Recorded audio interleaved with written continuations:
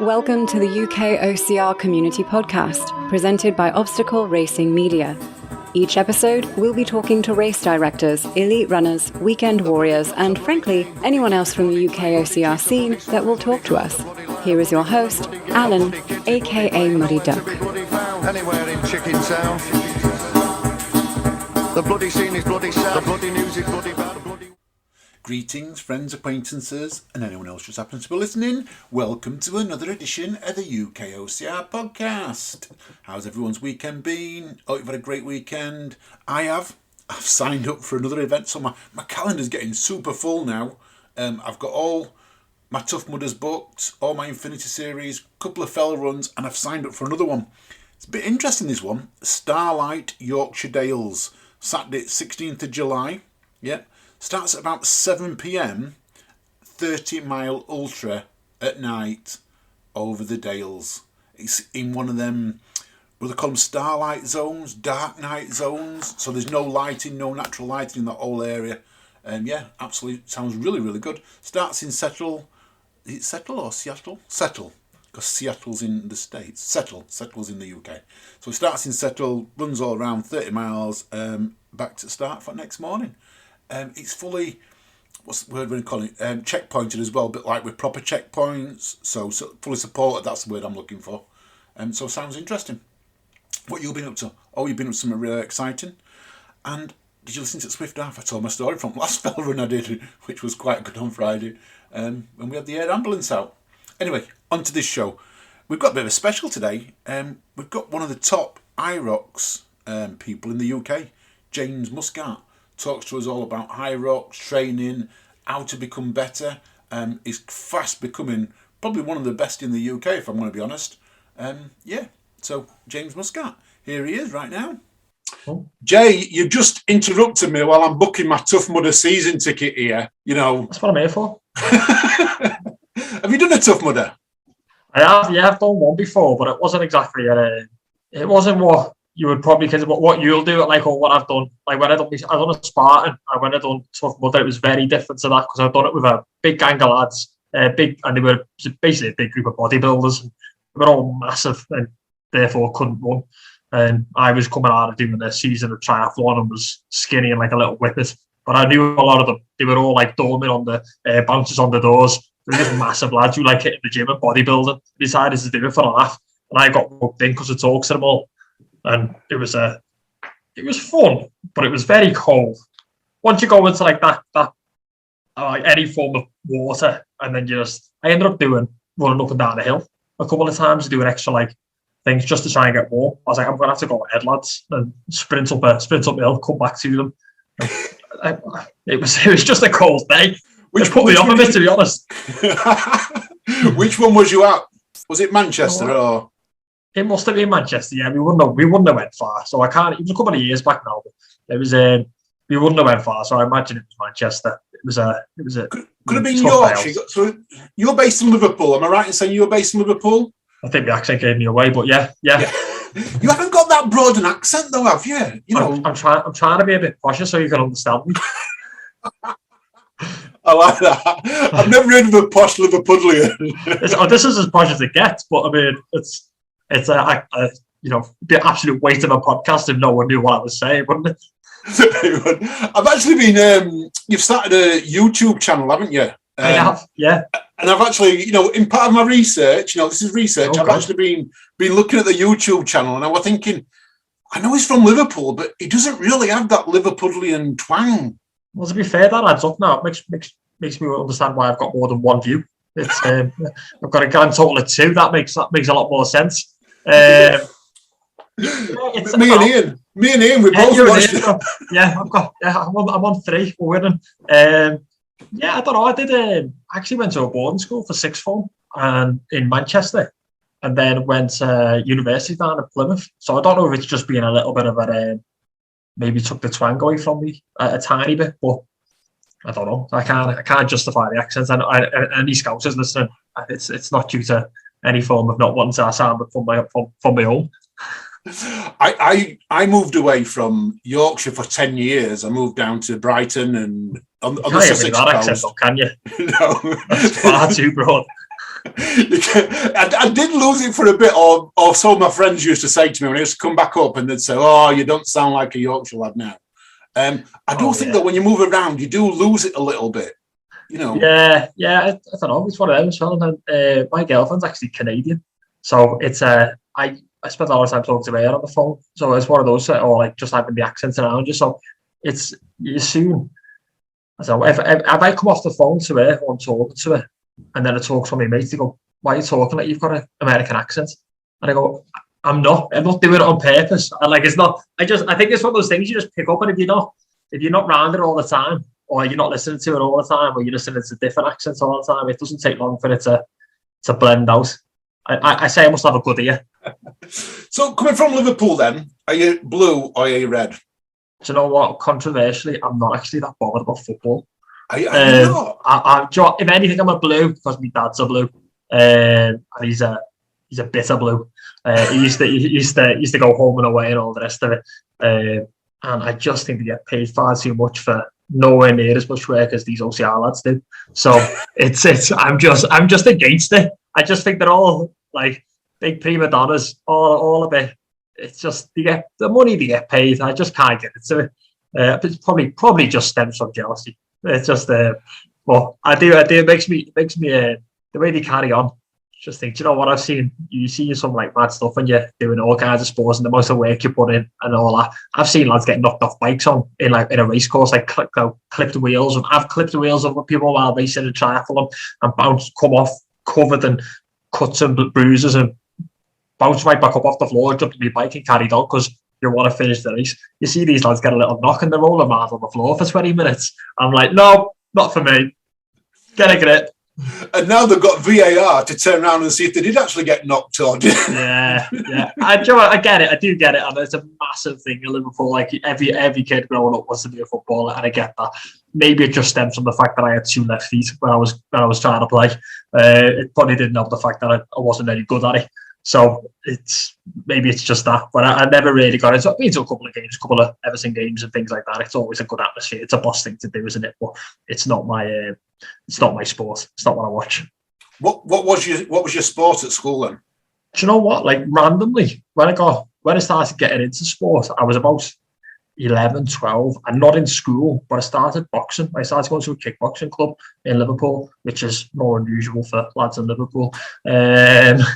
So I started that, and then that got me into, I've done that for years, but that got me into in school, just like going to circuits. We used to have a gym in school, like only a rubbish thing. That was like one of the gym teachers there, like on lunchtime, would put on like circuit classes and things like that. So when I got a bit older, I just started going there every lunchtime. It was something to do at lunch, and I just that was me school, my sports at school.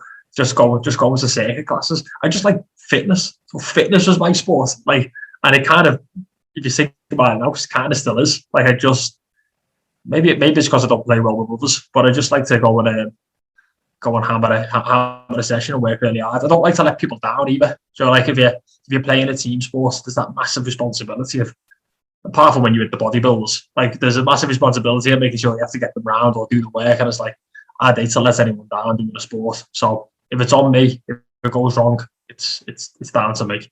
So I'll take that all day. You say that, and we're going to come on to it a little bit later. We're going to talk about Hyrox a little bit later about being a team sport, because you did London in a doubles, didn't you? I did, but I told Dom that he let me down, so it was fine. As long as it's the other way around, I can deal with Dom letting me down because he's a good lad. But if I let him down, I'd have walked away like just gutted and be like, I can't believe he didn't really let me down. I just wound him up. But he said on the day that it was one of those things where he knew he had a bit more in the tank, but he wasn't quite feeling it on the day. So I don't think it was a case of you could have done much more or I could have done much more. It was just where we were at on the day. And I think Hyrox doubles, it was brilliant. It was a great way to get into the sport and try it and work out what it was about. But me and Dom both had races a couple of weeks before, like different races. Like I was running, I think I was running an ultra marathon, and Dom was racing a 10k. So we both knew that like our legs were going to be trashed. We wanted to do the first one in the UK. We're both like we both like to try and be as competitive as we can, even with each other. So it was just like, we want to do this. We want to be there in London, but we both know that if we turn up to the singles, we're going to get crushed because we're not going to have the legs. Let's get involved and have a go, but in a bit more of a way where we can get a feel for it, and there's a bit less pressure after having just raced. So it was. I loved it. I thought it was a brilliant event, and the atmosphere and everything was spot on. And you got put in the same wave as Hunter and Tom Hogan, who were going for the world record. What was that like? Chasing them? We requested it because me and Donald go, we're gonna win this. Like I want to win. Like I thought, like we're coming into, and someone said that Hunter was doing it, and I thought they were winding us up. I was like, yeah, Hunter's doing the doubles. Hunter doesn't do the double. I was thinking, like, they're just winding us up here trying to get a bit of a reaction. And then it got a bit closer to the time, and Tom was like, yeah, we're doing the doubles. And I was like, oh crap! Like Hunter and Tom Hogan, some of the best. Well, Hunter's world record holder, but Tom Hogan's absolutely phenomenal athlete. Like, you don't get much of a better runner than Tom. I just thought, well, okay, well, this is a different story now. But I wanted to race with them. I wanted to just see. I mean, it's very different watching someone. It's always been the same, even like when I did triathlon. It's very different watching someone on TV or watching someone on YouTube, or hearing about it, even seeing the splits on a breakdown, to then lining up next to them and seeing them move and watching them run away is it's a different. So it was brilliant. Like I knew we were going to have to walk, but we done the first K with them, and we came into transition with them, and I was like, when this is hot. Like we're not holding this. And then, like, I don't know if they held it, to be honest with you, but I think everyone goes out hot no matter what. Like that first K is always going to be fast, but I think you have to be ready for that. And people calm down after the ski erg, but they're capable of holding that pace, and they probably weren't far off holding that pace. And for us, it was then just, okay, settle in. And just, we knew we were in our wave. We knew that we were like second. Like, as in, like, we didn't realise there was someone in the other wave who were ahead of us. There was not much more we could have given anyway. But lining up next to them and running out with them was brilliant. It was just like, what? It's been watching them guys for like the last 12 months on YouTube and just trying to get a feel for what it is, and to line up with them. What an opportunity.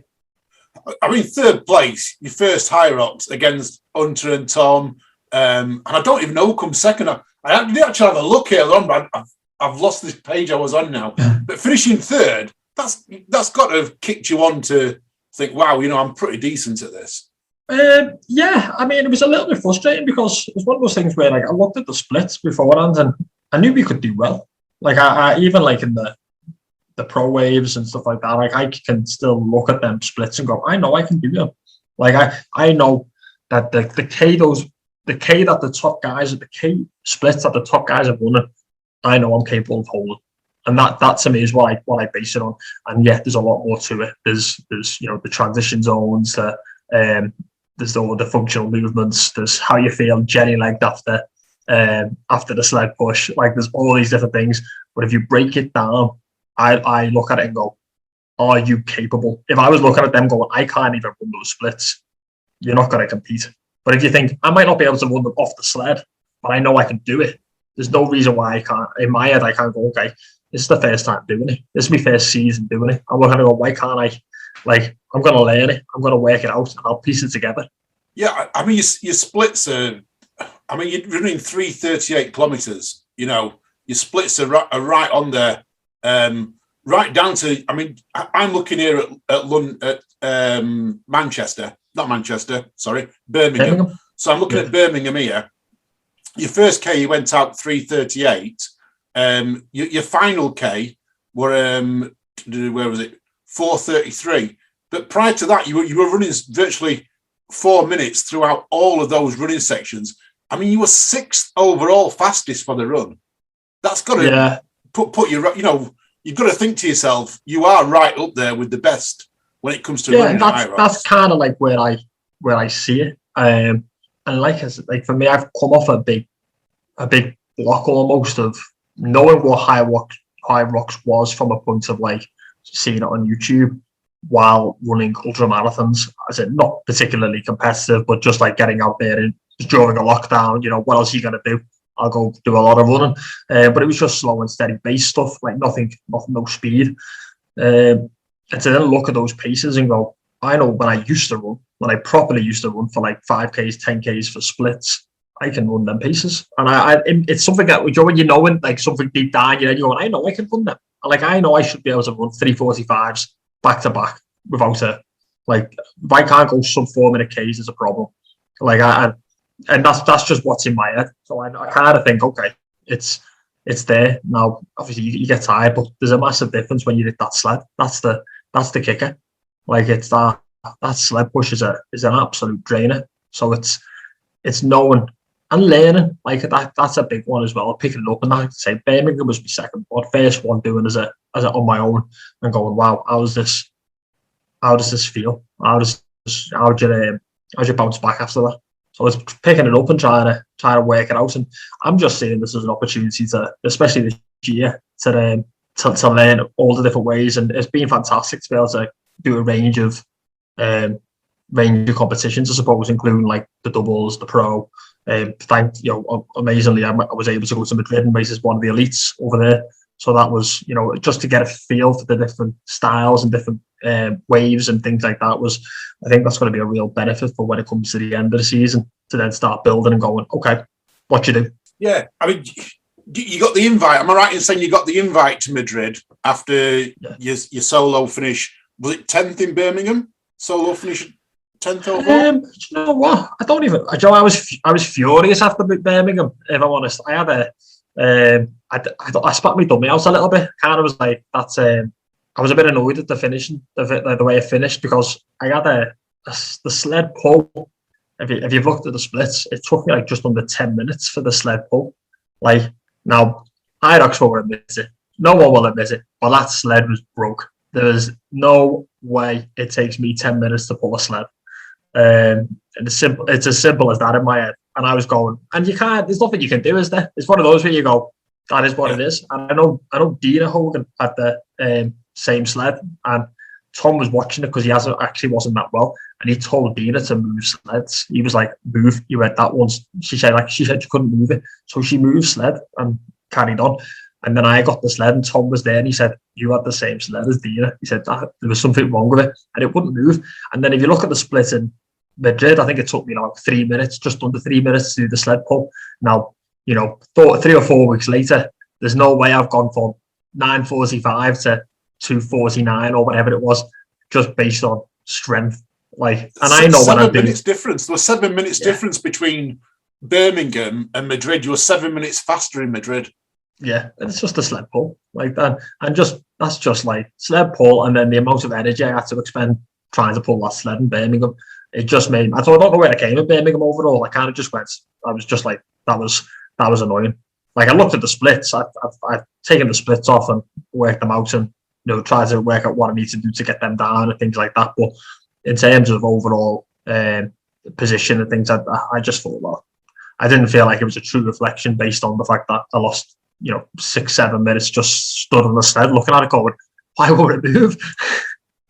Like, it's one of those things, like, you're pulling a movable object, and and especially when you've done loads of training for it and you've done the sled loads of times. I went to pull it and went, like, with all my strength. And I looked down the other end and was like, that move. Like, I was like, that didn't move. So I was just like, oh my God, what am I going to do? Like, I'm stuck. I'm like, I've got to get it to the end. I didn't even think. I mean, obviously you're working at your max capacity. I didn't even think to move sled. Like, but yeah, it's one of them. It is what it is. It's got to happen to someone at some point. Hopefully that's my bad luck out the way. Lessons learned. We'll come back to Madrid in a minute, because I've got a few things about Madrid I want to ask you. So let's go backwards a little bit. So when we were in school, we did all the keep fit, the gyms type of stuff. When you left school, where you went down to university in Plymouth? Did you say? I went to uni at Plymouth. Yeah. I was doing triathlon at the time, so I got into triathlon probably just before I went to uni. And how did you get into that? Well, that's a good question. I kind of don't know how I got into it. How'd you fall into triathlon? Do you know what it was? I do know. When I was at sixth form, so I was at boarding school for sixth form, I was going to the gym every day. And the guy in the gym was like, you come in here every day and do like random stuff. Like you just come in and just like, you know, big chest session. And I'm going to say a big chest, I mean, I probably had like 10s on either side and was like thinking I was the Hulk. It was like going for it and like just doing nothing really. Just like absolutely standard, you know, 17-year-old lad just lifting some weights in the gym. And he said to me, there's a triathlon up the road. Why don't you go and like, why don't I try and do that? It's in a couple of weeks. And obviously ego kicked in and was like, I can do that. And I was like, go on, I'll give that a go. I didn't even know what it was. So I Googled it. And Ironman Triathlon came up and I was like, that looks cool. Like, all right, I'd like to do that. So I entered the little one around the corner. As I said, I would. So I started doing a little bit of swimming and biking, only in the gym. Like, but I got a Lenta mountain bike off a mate. And it was actually quite funny to get to the race. But I roped one of my mates into it. I was like, come on, you need to come do this with me. And we got to the train station and we told the whole school, obviously we lived there, we told the whole school we were doing this triathlon. We're the sporty people, we're going to go do this. We got to the train station to get to the events in the morning and the train had been cancelled. And we were like, there's no way we can go back to school and be like, we couldn't do it, like the train was cancelled.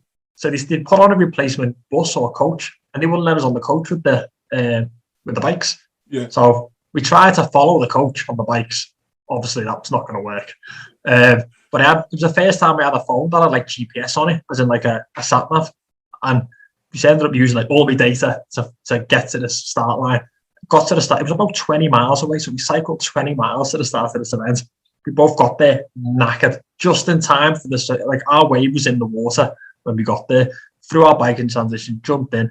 There's I probably find a couple of pictures from like getting out of the pool in like huge amounts of cramp all over the body because we'd never cycled 20 miles before. So we'd already done more than we'd ever done getting to this event. So we were like, but we loved it and it was brilliant. And it was like, I got beat as well. My mate beat me. So he's never raced me since. But we like, we just loved this. So I was like, I'm gonna do that. I'm gonna do that Ironman triathlon. He was like, oh, I was, yeah, I'm gonna do that. But that looks all right. So I signed up. I was like, I'm gonna go do it. So I went to uni and just started swimming. Cycling, running. Everyone else was going out at like, you know, coming home at like 3-4 in the morning from like a night out in Freshers. And I was getting up to get on the turbo because I was terrified I wasn't going to finish this race. So I was in halls with like 6 or 7 lads. Like they were coming in and I was getting up to put the music on and like start sitting in my little tiny box room with the laptop playing, you know, series of shows and just sitting there cycling for hours to try and get ready for this Ironman triathlon. And that was it basically. I thought, come on, I'll give it a go. I went to Nice. I went on my first one in Nice in France. Just in case I didn't do another one, I thought I might as well make a holiday of it. Yeah. Got over there and it was boss. I just loved it. I just thought it was a brilliant day and great atmosphere and, you know, a really tough thing to do. And I thought I can go quicker. I pretty much went instantly as soon as I crossed the line, went, that was great. I can go quicker. I've looked at some of your on your British triathlon times. So you know, we do as research here. You know, haven't you? We do as research here. Not past you. And I've got a big question here. So if I go to 2013 and 2014, yeah. So 2013, 434th place. You know, mid-table in London. Yeah. Liverpool 2014, 215 mid-table. Yeah, so 215 place. Then let's jump ahead to 2016. 7th, 1st, top 10 positions. What happened between 2014 and 2016 to go from mid-table to being right at the top of the game? I mean, 2016 you actually won the Liverpool triathlon. EPO, Alan. Just a load of EPO and blood transfusions, like Lance Armstrong. Do you know what? I just like they were the first one. They were like the first couple that I kind of done, like the first ones, and it was kind of just finding the way. And that's why I feel confident about Hyrox right now. Looking at it, going, I'm just learning what I'm doing. Like I know once I figured it out, like I know I went from 400th or whatever it was to 7th to 1st. And I know the last season I done triathlon when I was getting competitive almost. There was racing most weekends, and if I wasn't on the podium, I was annoyed. Like it was kind of like that kind of that kind of position where you got to the point where you're like, okay, and you know you can do this now. So what probably changed is just specificity in terms of training. It got to like what you have to do. I had a really good group of people around me as well in those years. I went from doing long course triathlon, so the Ironman, and competing in like Liverpool Tri and things like that, and just kind of like surviving them because I had no speed. Like I was doing training for like Ironman, to then finish and doing an Ironman and going, I'm going to race this short course stuff. I'm going to see what I can do, because I'd ran a couple of like just daft things and was always okay at like doing shorter stuff. And thought everyone was telling me, you're too young for Ironman. You should be doing short course. So I was like, okay, I'm going to give it a go. I'd done 4 Ironman and was like, I just want to change. I want to do something else. So I started doing the short course properly, training, got a good group around me, real good. Started cycling with cyclists, started running with runners, swimming with triathletes and swimmers. And just basically every session was just really specific, killer. Like if you were wearing a MyZone belt, you'd have been in red the whole way, kind of thing. Like every session was just, I remember we used to do Wednesdays and Friday mornings it was like 6 of us on the bikes every Wednesday and Friday. And these lads are a bit older than me, so they were like kids. And we'd go every Wednesday and Friday at 6 o'clock in the morning, we'd start and we'd do 40k. We're in a circle, go around I think it's a 4.2 kilometre loop. And we'd go around the circle 40k. And they were all just faster cyclists than me. And you have to take your turn as well on the front. And you just had to, and it started with me doing, so we do 10 lengths, 10 laps of it, and you'd do like 3 and you'd be spat off the back. And then you'd have to miss a lap, jump back in, try and get back on for part of it, and then get going again. And it was just like every one of them was like, how much can you take? And you were expected to take your turn, you were expected to work. And if you wanted to get the invite to come back again, almost, it was like they were a good group, but they weren't messing about. They were there to train. So you'd have to work hard, and it was just like that's what they expected. So like that was it. That was the work ethic. Like their sessions was work hard or don't bother. You can have an off day. But wow, which Ironmans do we do then? So we've done Nice, and then I've done Outlaw, which obviously isn't an Ironman, but it's an Ironman distance, which was a fantastic event. Just to be fair to them, and half the price. And then I've done Bolton twice. I wanted to qualify for the Ironman Hawaii. I didn't get the spot in the end on my 4th, and that's why it was my 4th one. And on the bike, my handlebars came loose, so I had to keep getting off the bike and fixing them. It was just dead frustrating, like to have done all that work and to have like a mechanical on the way around.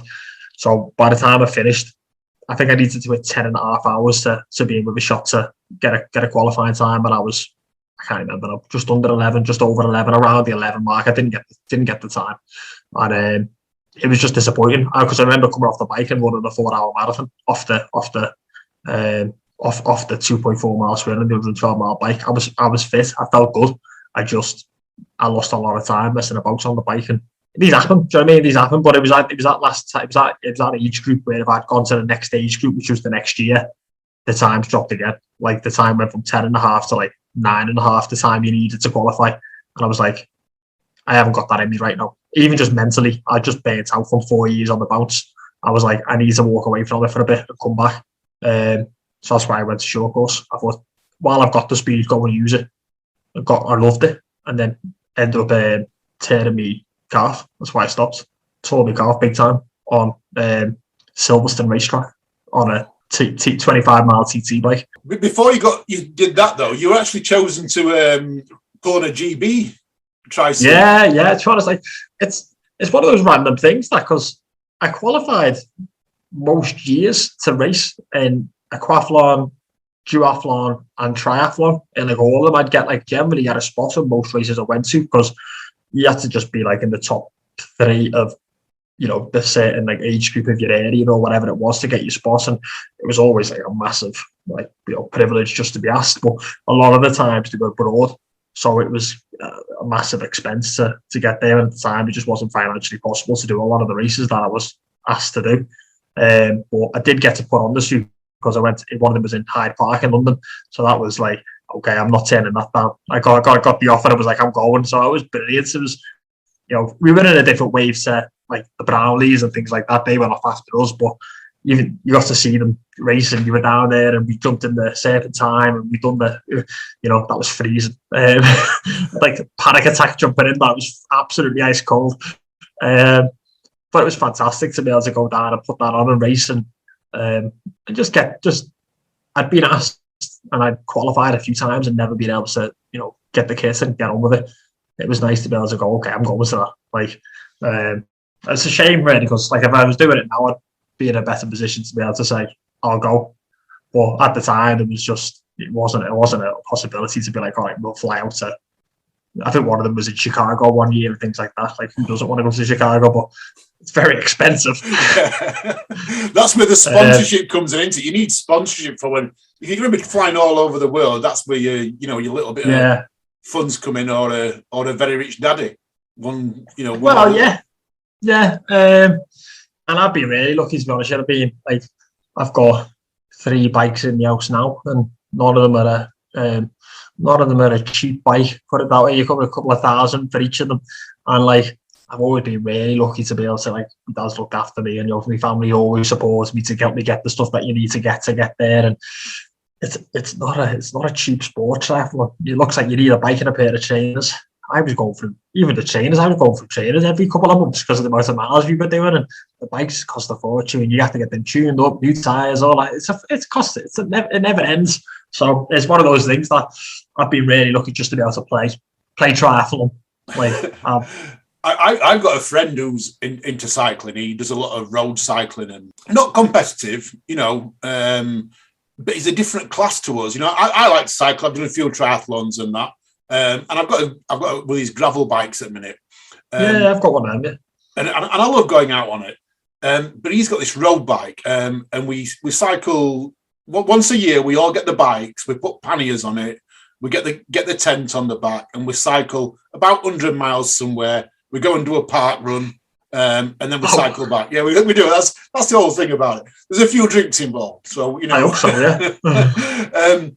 But he's got one of these bikes with like the gears on it. There's no cables. They're all electric gears and things like that. And he actually came off it. So he came off it nearly 12 months ago now. A really bad accident. He was coming around a bend. It was a left-hand bend. And he slid. The bike went, and he went straight across 2 lanes of traffic. He went between cars coming the opposite direction.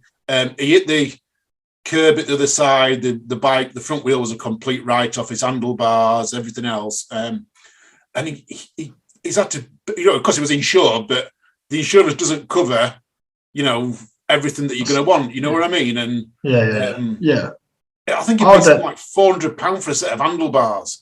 There's like I remember buying my first bike, and I think it was about, as in first road race bike kind of thing. And that was probably when I was coming 400, and I was like, I just wanted to buy a bike to give it a go. But I knew I was going to get into it, so I was like, I'm going to buy a decent one because I'm going to get into this. I'm going to give it a good go.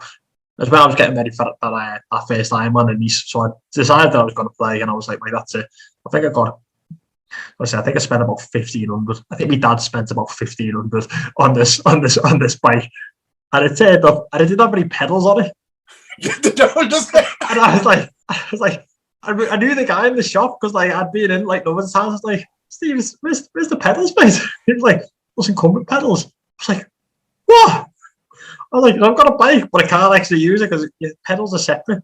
And I was like, you're messing. And he wasn't. That was just that's just how bikes come. Apparently, they don't come with pedals. So obviously, I think he threw a cheap pair on for me in terms we'll sort that. But I needed to get my own set of pedals that you clipped into and all that kind of stuff. But I didn't know that. So I was just like, wow. This is who spends that kind of money on a bike and doesn't get pedals? So it's not a cheap sport, but I loved it. I mean, I've met some incredible people doing that, and you don't get, even whatever sport you do, it's very rare you get, difficult people playing hard sports. It's too hard for them. They'll find something else to do. So you always there's always lovely people in the sporting world. I've never had any issues when you go somewhere. I'm probably the hard work people. People go, I'm not Jay. But I always just think every time I go somewhere, a Hyrox event, triathlon, whatever it's been, I've always just met boss people. like who are like same mentality of wanting to work hard. And that's like, it's always worth it, isn't it? If you're involved with good people who are surrounding you, good work ethic.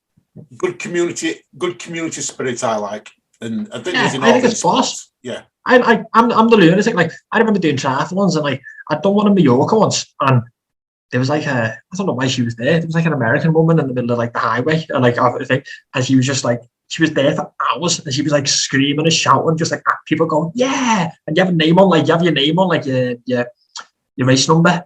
She's going, go Jay, look at awesome, like really go for it. Like, and I was like dying on the run. I was like, go away, but like that thing of like, I just thought it was boss. And you ever seen it at Hyrox events? Even now, I got any sport events, I'm always there. I'm on the edge, and I'm like clapping people going around. I just think that's boss. Like, because people do it for you too. Like, I don't have to know the name, but I'm the lunatic standing there and saying, go on, mate, keep going. I just think it's awesome. Do you think that's... We're talking about sports where it's individual. So we talked a bit about team sports, and in team sports you get a lot of rivalry because you get the team rivalries, don't you? But they don't go and cheer on another team most of the time. Where as an individual, whether it be triathlon, running, or whatever, we're doing it for his own personal reasons. But we want to see other people do well because it's just us against, it's us against everyone else. It's me against the clock. At the end of the day, like I just think, like, no matter what, I'm here to make myself a bit better. I want to get a bit faster. I want to get a bit stronger. I want to see what I can do. Like, I'm racing that clock. If you're racing the clock too, I want you to beat your time. Yeah. Like, I just think that's boss. You're here to work that hard, and you could be running 6-minute case, but your heart rate's through the roof. If you're working that hard, massive respect to you. Like, I don't care about what pace you're doing or how slow you're going. If you're working hard, I think that's awesome because you didn't have to. No one forced you to do it. Suffering's a privilege in our sport, isn't it? Like, it really is to be able to turn up and have this. This is a privilege to be able to turn up and pay for this and put yourself through this pain. We want to do it. So if you're willing to do it, I think that's boss because you don't have to. I just think that you could be sat on the couch going, you lot are nuts, which a lot of people are. But like, I just think that's really cool. Like, that's how you decided to spend your weekend. Yeah, it is. But I'll support that all day. I'll stand there and cheer along and so my voice is hoarse. Like, I think it's worth cheering. Like, it's what a boss way to spend the weekend. So when we came out of triathlon, or did you get into endurance running while you were doing triathlons? Because I know you've done a couple of endurance runs, haven't you? Like we're talking about serious ultras here, 100Ks and... Yeah, no, I didn't, Sean. I tore my calf. I tore my calf at Silverstone racetrack, and I was doing a 25-mile TT time TT with. Sorry, like as in like there was a team, and it was those lads who I did the bikes on the mornings with. There was only 4 of us. It was a 4-man team time trial, so we all went down, and I finished the race. And as soon as I unclipped my foot, and put my foot on the floor, my calf cramped and just tore. And it was like I'd been shot, and I was like, wow. So went to physio, done all the stuff, and they couldn't quite. At the time, we didn't know it was tore. We didn't know what it was because it was like I had to drive home from Silverstone, by the way, with this torn car. I've obviously got a manual, not an automatic, and I was like, "This is horrendous." And we've done all the right things to try and work out what it was, and we just never really got an answer. And one of my physios said, "Look, I think you just need to start doing some like step work to try and build this up because we don't really know what this is." Like, they didn't know what it was. If they didn't know it was a tear, like they thought it might have been compartmental syndrome in the calf, and they were going to book me in for surgery at the end of like 12 months, where they were going to slice the sheath and release the muscle and all this kind of stuff. And I'm probably getting the technical side of it wrong, but it was like, wow, okay, this is serious. But I ended up just doing a load of strength work to try and like build it back up. And so I went to CrossFit because I was getting bored of sitting in the gym on my own and doing just like basic movements. I didn't really, enjoy that kind of side of it. I had nothing to do with before. It was just a case of I'm just going to try and rehab here. So I went to CrossFit to get a bit more excitement out of it. And it was quite funny. The first time I went to CrossFit, I think the session was like rowing, burpees, and something else cardio related. I absolutely smashed it. I was like, I just like finished triathlon, and I was like, don't know what you're all knowing about this. CrossFit's easy. Like, it was like just super. It was all like proper, just cardio. And I was like, I've got this. This is what I'm going to nail this. And perfect. Went back again the second time, and it was like, deadlift, snatch, and something else complicated, and I couldn't have been any slower. I was like, okay, this makes sense. Like, this is, maybe it's not as simple as I thought it was going to be. I knew nothing about it. I just turned up for the sake of wanting to do some strength and conditioning without having to go on my own to the gym. Got into that for a bit, but only like as a way to do the strength and conditioning, really. And then randomly with work decided they wanted to run like a 5 and a 10K. And I said, I'll do the 5 because I don't really run anymore because of my calf. I don't know how it will react. Done this. So I started doing a tiny bit of running again. And then I'd done the 5K and I got like 2K into it. And my calf tore again. It went again. And I was like, so I went right to the physio. And that guy said to me, I think that's the best thing that's happened to you. He said, I think when you've torn it originally, it hasn't healed right and you've got a load of scar tissue. Now that you've torn it again, you can rehab it properly and like let it, like get it back in the place it should be almost. And I was like, I'll buy into it. I need to believe in something. And that was it. And that was a couple of years ago. And it was like, okay, it kind of just settled down and went away. Because even when I could do little runs, like even at CrossFit, like you do like a 200-meter run around the block, it never like, I would always feel it. It didn't like go. I could always just feel it in the background. I was like, this isn't right. I just knew it wasn't right, but I could get away with it for a K. And then when it tore again for the second time, I was like, I thought I was gutted. But the physio was like, I think this might have done you a favour in the long run. And to be fair, they were right. And that's when I went, okay, if I can run again, I'm going to build slowly back up. And what can I do? So I started watching little bits of things on like, I didn't want to go back to triathlon because I kind of knew like at the time I felt I'd been doing a lot of CrossFit stuff, like the weights, and I was a bit bigger, I was a bit heavier. It's probably like I was racing Liverpool Tri when I won it about 76 kilograms. And at the time of finishing, not finishing, but like tearing my calf for the second time when I was doing a lot more strength and conditioning stuff, I was about 90 kilograms. And I was like, I'm not gonna run those times anymore. I kind of just felt like I haven't done the work. I'm gonna go back and I'm competitive. I don't want to get there and just get my ass kicked for the sake of wanting to go.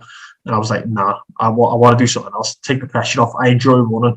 I'll just go and run really long where there's no that was the mentality. It was like, I want to do something, but I don't want to compare. I don't want to have to compare it to like what I used to do.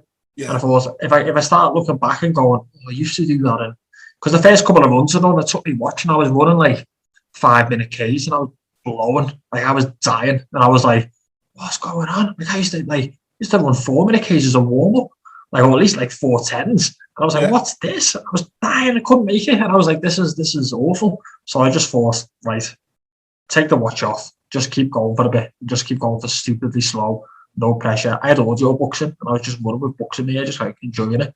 And I was going on trails and things like that for the sake of just get some fitness back cardio wise. That is like a bit of distance.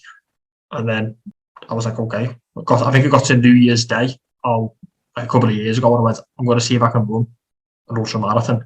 I signed up that day, and then went and ran 21 miles around Delamere Forest. And I was like, holy stupid slow. But I was like, I'm just going to, because I'd been doing little bits of trail and off, and really not very far, but like slow and steady wins the race kind of thing. Yeah. Just started getting into it then. But like I said, I'd done about 2 years of strength and conditioning, CrossFit, kind of like basics of, squatting, bit of snatch kind of stuff, bit of gymnastics. I mean, that wasn't my world, but it was a great environment. It's a good community, and it was like, okay, this is keeping me ticking over and enjoying sport once again, community again. Just having those people around you who are like, want to work hard. That like-minded community that wants to work hard and drive forward, you're part of, and you're right. That's where it is. I mean, that's why we do it all. We love it because of the community, and I guess that's where Hyrox has really come to the forefront. I watched a lot of CrossFit competitions, and they're literally racing against each other. When you see it, they're right next to each other. All the stations are right next to each other, and it literally is. It's great to watch. I love watching it. But the audience and the spectators seem to be a good distance away from them. Whereas you get Hyrox, you're right. The spectators are right on top of you. The walking in between the pits. I'm not sure they're supposed to do this, but I've seen lads like getting water bottles as they run around or from the outside, like is it like and like passing water bottles back out and like stuff like that. And I'm like, that's boss. Like, I mean, I don't care. Like, go for it. Like, but you're that close where you can like you can high five people and you can you can be involved and you can feel someone screaming at you to keep going. And it's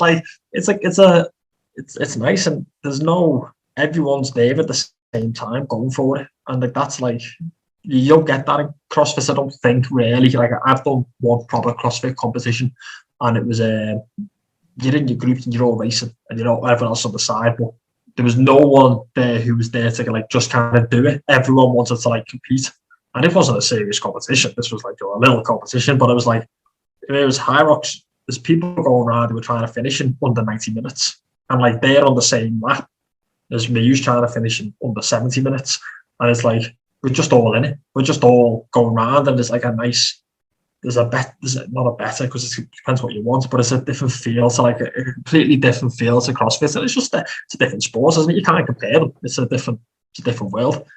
But community-wise, yeah, I think they've got it down. So when we went to Madrid, then what was it like running as an international over in Madrid? It's boss. Like I loved it. Like I said, I loved pulling on the GB suit for like triathlon and for like that, and like that to me kind of made me think of that again. I was like, yes, this is what I like to do. Like this is cool. Like it's only small fish kind of thing, but like I was like, it's an international event where I'm able to stand there with me, with be the only. Tom was there, but he's Irish, so he doesn't count. the only British person there, kind of idea. I'd be like, that was nice. Do you know what I mean? It was nice to be like, okay, like let's see what. And the field was obviously just stacked full of people from Spain.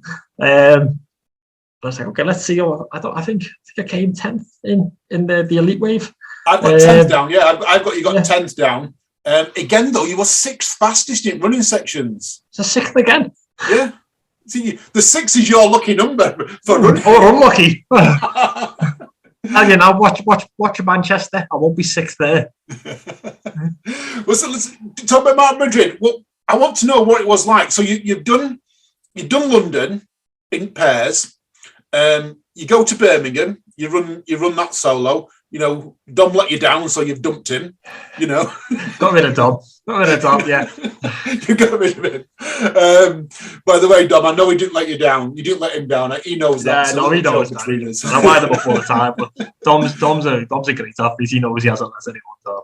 Yeah, I've got visions of him like knocking on my door now. Like so, oi. Also, he's like world champion kickboxing at some point in his life. So I think he's brilliant. But I really like that. And that's what I'm saying. I know. Up my door. So you've done 2 English. Going over there after you've experienced things, was it different to being over here, or was it the same feel? Was the whole Hyrox feel? Does it go from country to country, as in a bandwagon type of thing? Yeah, do you know what? Like, and I think it's a credit and not a criticism. It was very similar, and I think that's a nice thing that they've like. It's one style, it's one way of doing it, and I think the Spanish one was slightly different, only to the point of I didn't understand what was going on if it was in Spanish. But apart from that, the feel of it, the layout, the setup, like I knew what was coming because I'd done Birmingham, so I didn't really need to. If it would have been my first one, it might have been a bit disorientating, but I kind of knew what the aim of the game was here and how it worked. So it was very similar. Like it was nice. That was a nice thing to be able to walk in and go, this is what you get. This is what you're always going to get. And like, you just go in and there's nothing that throws you, and you don't want anything that throws you. I don't want to be facing like different challenges. And everyone was lovely, even the staff that were there. Everyone was like super, like trying to help and get you in the right place. And it was obviously it was a little bit stressful based on the whole COVID situation. You can't ignore it. And there's a lot of people in one room, and that's always going to be the way it is. But we were trying to just be sensible and stay out of it because we had to get a flight back. So obviously you can't. The last thing you want to get is quarantined in Madrid for 10 days. Well, is it the last thing? Financially, it was the last thing I wanted to get to happen. But it was a brilliant, it was a brilliant event. It was very similar to Birmingham, even down to the music. Like it was just down to like the same vibe of competitive. I didn't know what they were saying, but I knew what they were saying, if that makes any sense. Like, do you know what I mean? I knew what was coming. I knew what the competitors were like thinking, talking about, having, you know, the last words on the line. I knew what was coming, and it was a nice place to be. And I took it a little bit differently than I did Birmingham, because I knew I was in an elite wave. I had done my own research and looked at some of the guys' times. It was hard because a lot of them hadn't done it before in the elites. Like, there were a lot of them that were like, I could tell clearly that some of them were like top OCR athletes in Spain, in the Europeans. They hadn't done Hyrox, so I thought, well, that's my advantage. But also, I know they're good runners, and obviously you can do OCR. They're going to be fit lads. So I didn't really know where it was going to play out. And also, there was that nagging thing in the back of my head where I was thinking, what if the pull is just awful again? Like, what if I get there? So I thought, I'm going to let these guys set the pace. I'm going to sit in the back. I'm going to let them set the pace. I'm going to see how it goes, and then the race starts after the sled. I'm not gonna try and push out until after the sled, and that's kind of where I sat in. Don't be wrong, I couldn't have gone much quicker anyway, but it was just like, sit in and let's see how this plays out a little bit, and just be a little bit more conscious of what's going on around you. Because if they're in the elite wave, I knew they were going to be like, you know, fit lads, and there was no one around me where I was thinking, oh God, like, what am I going to do? It was just like, just keep calm, keep people around you, and then once, if you've got anything, come the sleds, then go. And that was the kind of the tactic, just to get a feel for the whole event really. And it was a really good event. And is Alex, the guy who broke 58 or like 58 minutes, he was just gone. Easy. That's a crazy time. Did you know where it puts you? Your time in Madrid. Do you know where it puts you in the all time? This is one of the things I like about Hyrox. If I tell you this, is that I want you to say it was just like Hyrox London, Hyrox Manchester, and Hyrox Birmingham. Yeah, because it makes it, what I'm going to talk about next, it makes it more relevant. So, okay, you are now ranked on the Hyrox all-time leaderboard, so all over the world. Did you know that? No. Yeah, so I knew you could get like an elite spot, but I didn't know I was just ranked as an athlete. Yeah, so your time fits in the rankings. Your time at Madrid got you 153rd place in the world. That's pretty cool. That's all right, that, yeah. I'll take that. Yeah, I take that any day. Give me top 10,000, I'd accept, but 153rd, you know, that's pretty impressive, Jay. I'm pleased with that. It's one of those things, isn't it, that like I can't help myself. As soon as you say that, I think top 100 next. Like it's like let's what's next. I just think like that's where my head goes straight away on that. And I thought like that's great. There's a lot of people doing these events, and like to be like 153rd, I'm like fantastic. Like I've only just tried to work out the sport. I like take this all day long. Like it's a great. I'm pleased with that. It's coming together. It's coming together nicely. So and I also think there's a few people in, well, even the UK and but all over that like it's been around a bit longer in like Germany and America, hasn't it? Like some of these lads, I think the sport, if I'm honest, is going to be down to reps. Who's prepared to put the reps in?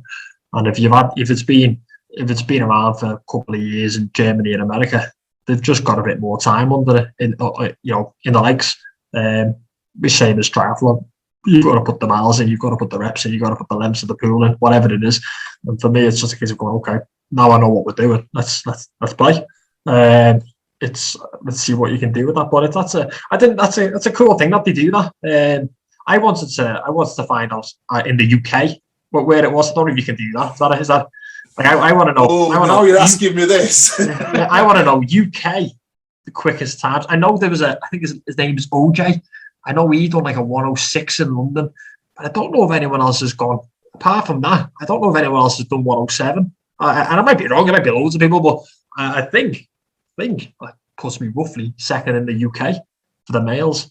I'm quickly looking down so these are all time leaders. So these are all time. So it's like Hunter's top three. So Hunter's got top three. So it's 153rd fastest time. Right. Okay. So you might even be higher in position-wise, ranking-wise, and athlete-wise. You're higher than 153. That's the all-time.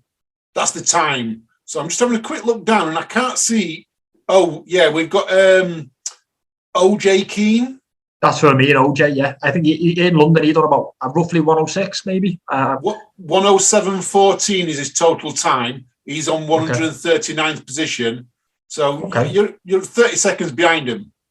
Yeah. So I from what I saw, from when I was trying to do a rough calculation of where I am in the UK, not including Tom Hogan, Because he's Irish. because he's Irish and he's proudly Irish, so so he can't even come back at me for it.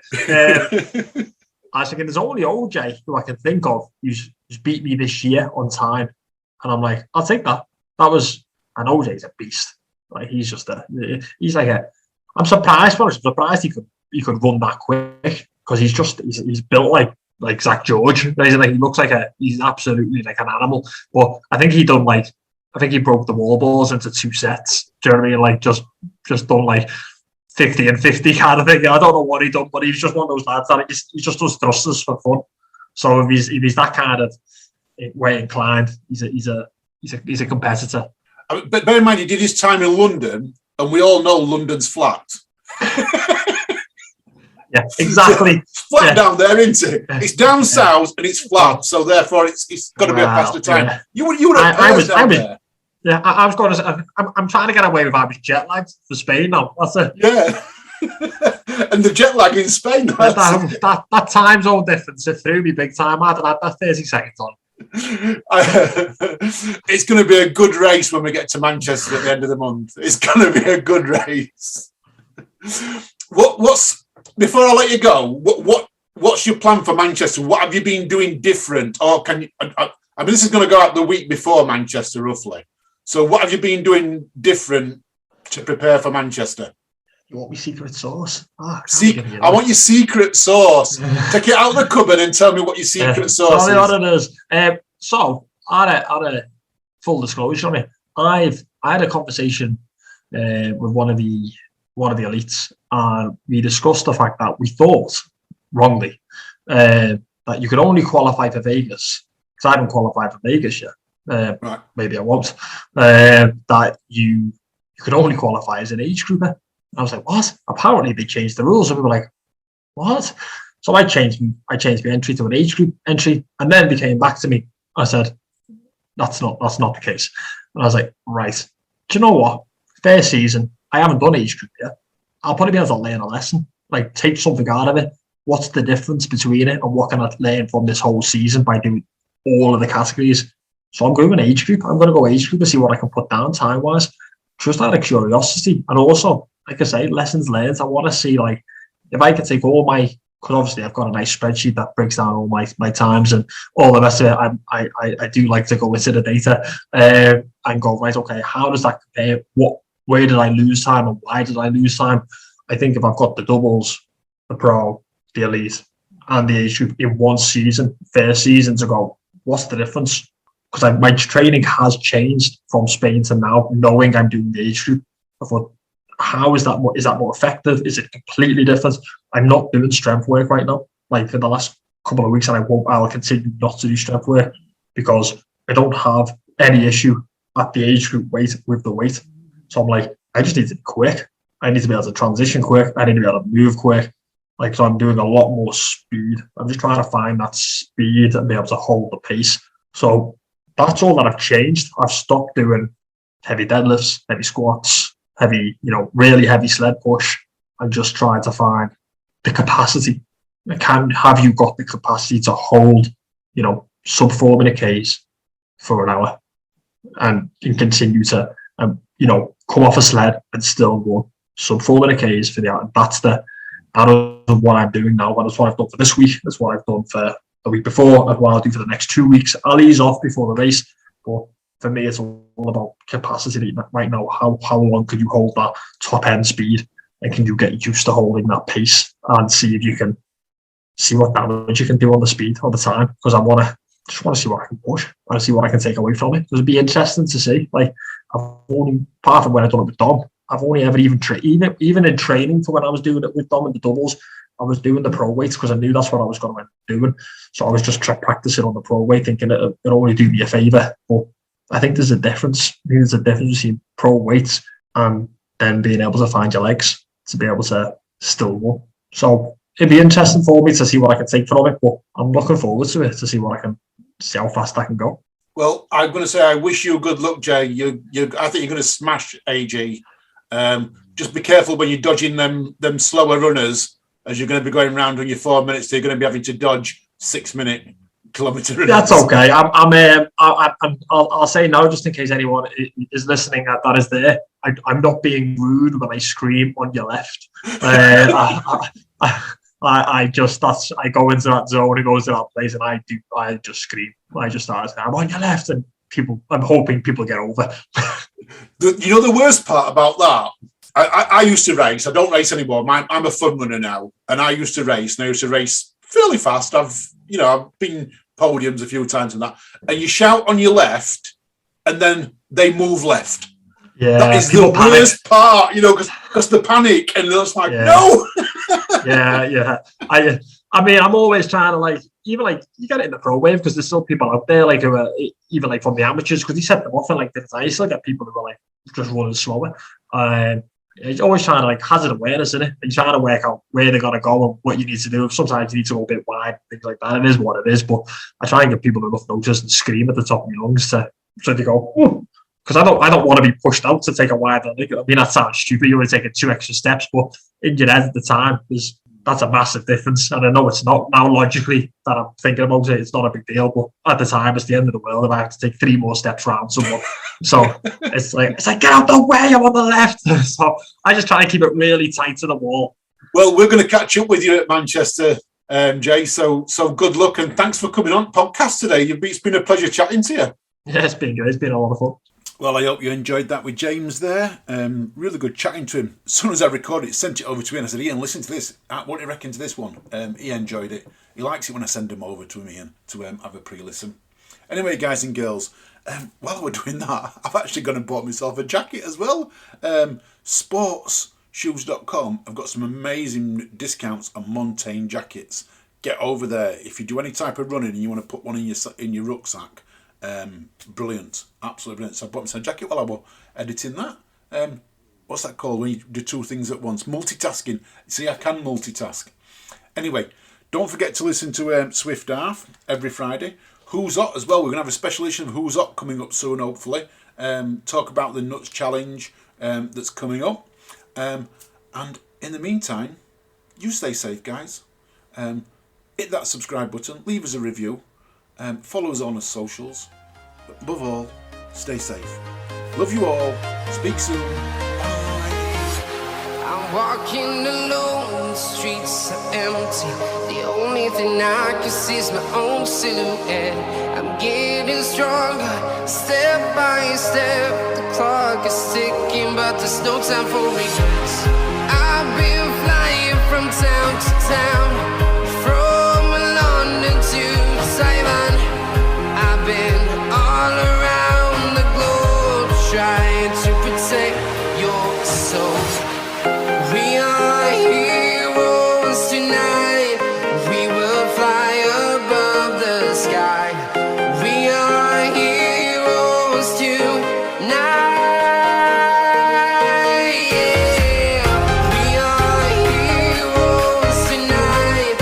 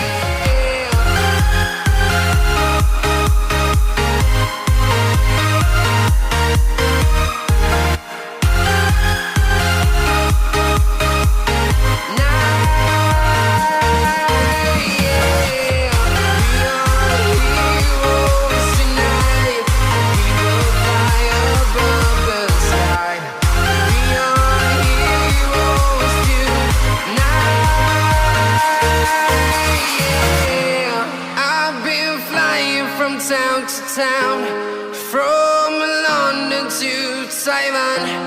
I've been all around the globe trying to protect your soul.